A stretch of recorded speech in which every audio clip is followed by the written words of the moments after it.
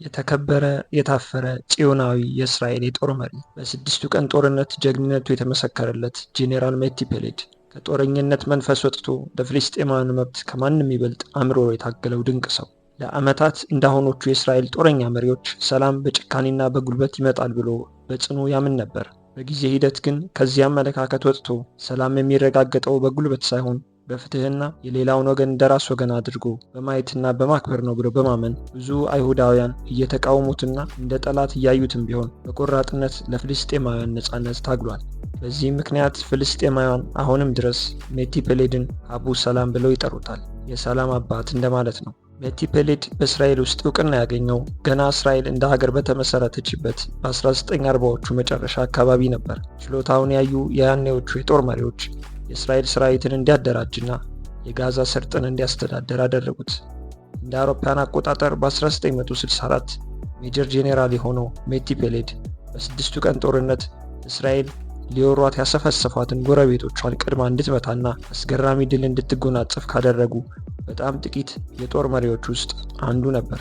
ይህ የእስራኤል ድል ለሜቲ ፔሌድ ትልቅ ትርጉም ነበረው። እስራኤል ከጎረቤቶቿ የቀማቻቸውን መሬቶች እንደ መደራደሪያነት ተጠቅማና መሬቶቹን መልሳ ሰላም ማስፈን ይቻላታል ብሎ ያምን ነበር። በመሆኑም እስራኤል ከጎረቤቶቿ የወሰደቻቸውን መሬቶች እንድትመልስና ሰላም እንድትፈጥር በዙሪያ ያሉትን የጦር መሪዎችና አመራሮች ቢወተውትም ሰሚ ግን አላገኝም። እስራኤል ከጎረቤቶቿ የሰረቀቻቸውን መሬቶች አለመመለሱ አልበቃ ብሎ የእስራኤል ወታደሮች በጋዛና ራፋ ውስጥ የሚገኙ ከ100 በላይ የሚሆኑ ሰላማዊ ፍልስጤማውያንን በግፍ መግደሏን ያረጋገጠበት ወቅት ለሜቲ ፔሌድ ሕይወቱ እስከ መጨረሻው የተቀየረበት ወቅት ነበር።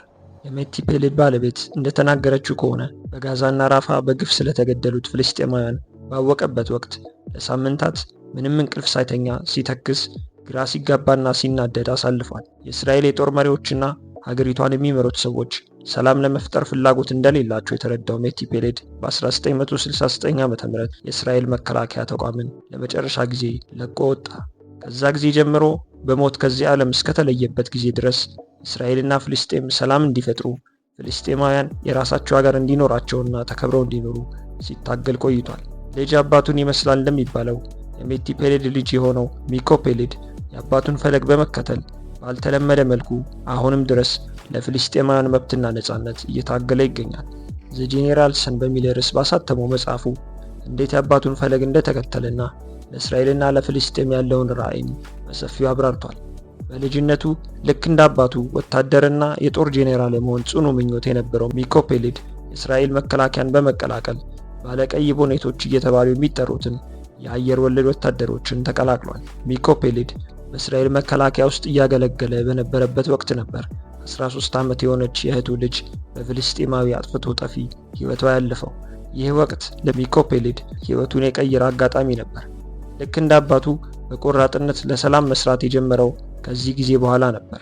ወደ አሜሪካ የመሄድና የመኖር ዕድል የገጠመው ሚኮ ፔሌድ ሳንዲያጎ ውስጥ የአይሁዳውያንና የፍልስጤማውያን የመወያያና መግባቢያ ክለብ በማቋቋም በርካታ አይሁዳውያንና ፍልስጤማውያን እንዲቀራረቡና አንዱ የሌላውን ቁስልና ስሜት እንዲረዳ ለማድረግ ሞክሯል። ሚኮ ፔሌድ አባቱ ያቀነቅን የነበረውን የሁለት ሀገራት መፍትሄ ሀሳብ በመተው ሰላም ሊፈጠር የሚችለው ፍልስጤማውያንና እስራኤላውያን በአንድ ሀገርና በአንድ ባንዲራ ስር ሆነው በመከባበር የአንድ ሀገር ዜጎች ሲሆኑ ብቻ ነው የሚል ፍጹም ያልተለመደ ነገር ግን ከጥላቻ የጸዳ ሰው ብቻ ሊያስበው የሚችለውን የመፍትሄ ሀሳብ በድፍረት እያራመደ ይገኛል። የሜቲ ፔሌድና የሚኮ ፔሌድ የህይወት ጉዞ ሰዎች ስር የሰደደና ሊቀየር የማይችል አመለካከት ቢኖራቸው እንኳን በሂደት ሊቀይሩት እንደሚችሉ ማሳያ ነው።